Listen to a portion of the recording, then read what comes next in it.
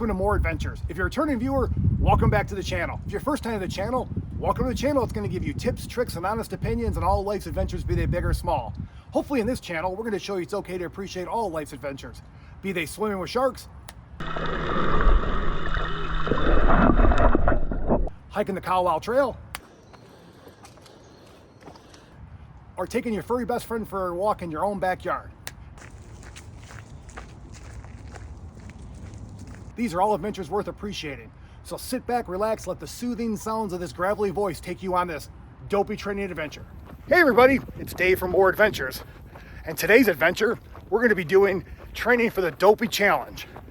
What's the Dopey Challenge, you ask? Well, it's a 5K, a 10K, half marathon, and a full marathon down at Disney World, back to back to back to back.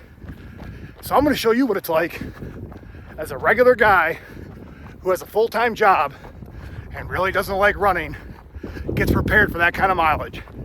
So sit back, relax, and let's get today's adventure started. Just like that, 15 miles training run is done.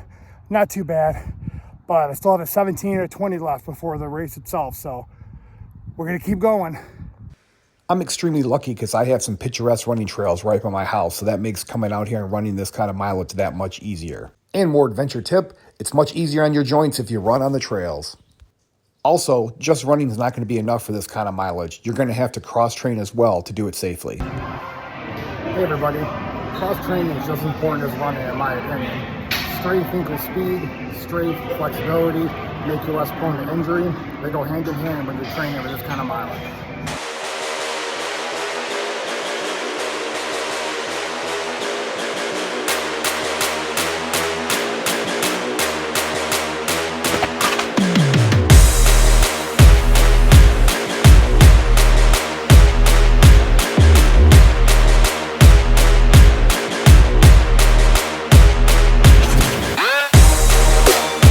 Hey everybody, More Adventures checking in with my Dopey training. Just did a 3-mile shakeout run, got an 8-miler tomorrow, and then the rest of this week is going to be my simulation of Dopey, which I kind of follow the Galloway program, but I kind of hybrid it with my own, things because it's hard with the schedule and everything.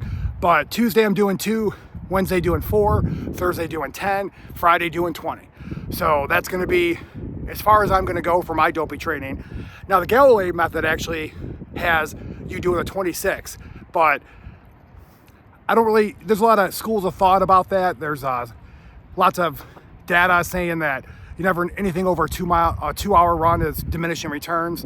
So, it's up to you, whatever fits your lifestyle or what you feel like doing.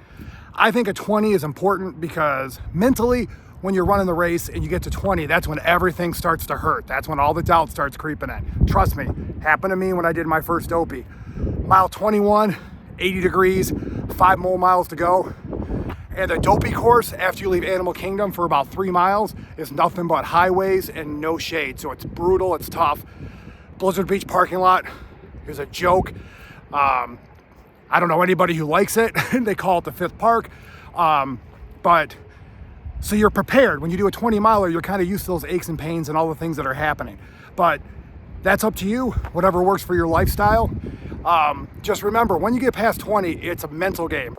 Anyway, I had to leave the track because it's getting kind of windy out there and I wanted to finish the video real quick. But as an older runner, when you get over 40 years old, even if you're in your 30s with injuries, arthritis, whatever, you're going to think that you want to try to push yourself. And that's great. Push yourself. Try to go beat your best time. But a lot of inexperienced runners are going to think the best time to push yourself is mile 1. And that is not the case. Unless you are, like you do what the elite runners do, and you get out there and you do a couple mile warm up before you start the race. You notice elite runners, they'll run a couple miles before they even start a marathon. Now, if you're trying to conserve energy, because you're not an elite runner, it's harder to think that way. But if you're just getting out there and like myself, the first 2 miles of any run I do, I'm like the 10-man in Wizard of Oz. I'm just trying to get everything lubricated and moving. Then it's after mile 2, mile 3 to 6 are normally my fastest if I'm trying to push myself. Now, when I do a marathon, especially Dopey, when it's, 5K, 10K, half and a full, back to back to back to back, I'm not trying to push myself super hard. I'm trying to keep a nice steady pace. You also have to remember your adrenaline is rushing when you start that race, especially if it's your first time, and your instinct is to go, go, go, go, go.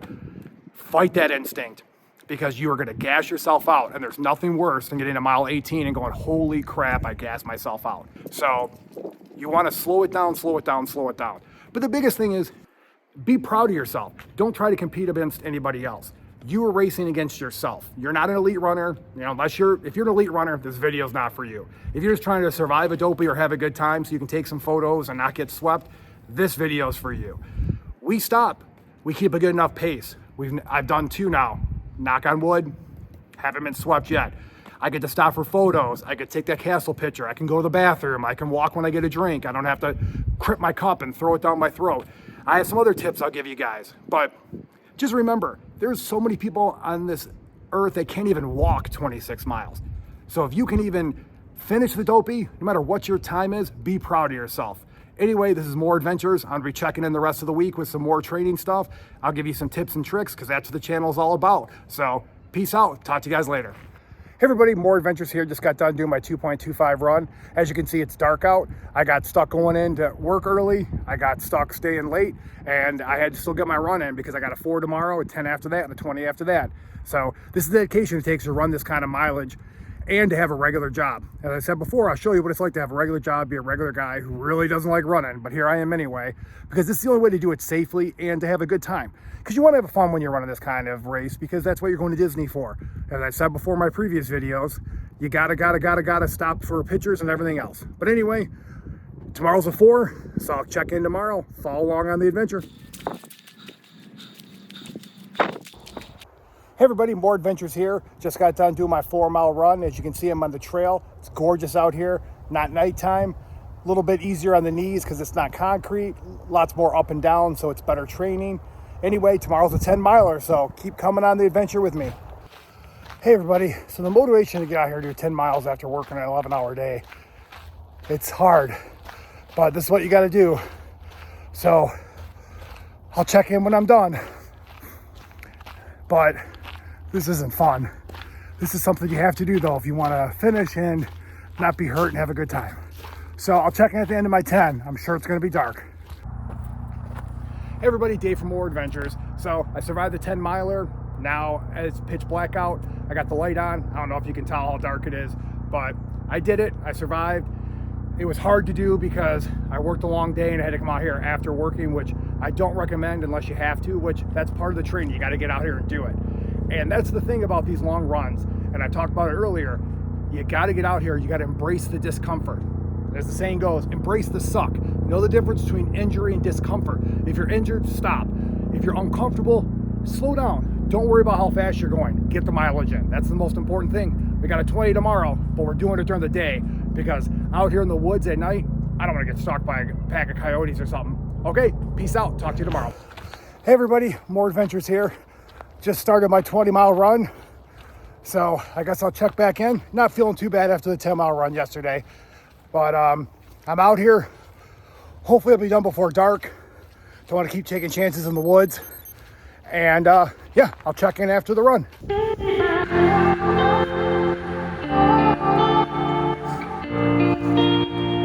Hey everybody, I survived the 20-mile run. Wasn't easy. I had to work a half day today, but that's what happens. You got to get it done though. That's what I can't stress enough. But I said before, the 20-mile run is a mental thing because everything starts hurting about mile 14. And when you do a 20-mile run, you realize you're not going to die. And you also learn the difference between being injured and being uncomfortable. So that's very important. And I wanted to let you guys know that I survived. It's dark again. This is not an ideal way to train, but you got to get it done. But the big mileage week is over. I still have a couple, 10, 15-mile runs ahead of me, and we'll follow along with that. But I just want to let you guys know that if you are trying the Dopey Challenge or a marathon or a half marathon, you should consider yourself lucky you get to do those things. It's a gift and a privilege that you can put your body through this kind of rigorous activity and come out the other side. A lot of people, will say, oh, well, unless you run an 8-minute mile, you're not really, running. Don't let anybody tell you anything like that. If you can do the Dopey Challenge, which is, a mental physical challenge that most of the world's never going to do, or you can do a marathon or a half marathon, be proud of yourself. Don't let anybody ever make you feel bad about what you did, how fast you ran, or anything like that. Because you know what? Elite athletes aren't going to say a word to you. They're just going to be happy you're out there. And someone's going to make fun of you. Get their butt out there and see how it works. So remember, you're competing against yourself and nobody else. It's a privilege and it's a gift to get out there and do this with your body. And you know what? Always be proud of yourself, no matter what. You did something a lot of the population's never going to do. So that makes you a badass. So this is More Adventures, signing off. Hey everybody, it's More Adventures. Just checking in. This is the tail end of my Dopey training. It's coming up quick. As you can see, it's foggy, not that great outside, but you got to get the runs in. As you can see here, I'm also kind of disheveled, but because work's been super slammed, everyone's taking time off to be with their families. And you know, that's that time of the year. It's hard to train for Dopey because it's right after the holidays. So all that good food's out there. No one wants to go for a run on Christmas Eve. No one wants to go for a run on Christmas Day. But you got to get some of that stuff done. Try to plan them the best you can. And if you've been following along with this video from the beginning, you know that this is for regular people just trying to finish and have a good time, not for the elite runners. If you're an elite runner, which I'm definitely not, then this video is not for you, which I've said before. But I just want to check in. The race is coming up. I hope you guys had a good time. Hope maybe you learned something. If you have any questions for me, please comment down there. Thumbs up and subscribe if you really like these videos. And that's it. So I'm going to get the shakeout run in. And then the next time you hear from me, it's going to be a Dopey. So hey, everybody, happy holidays.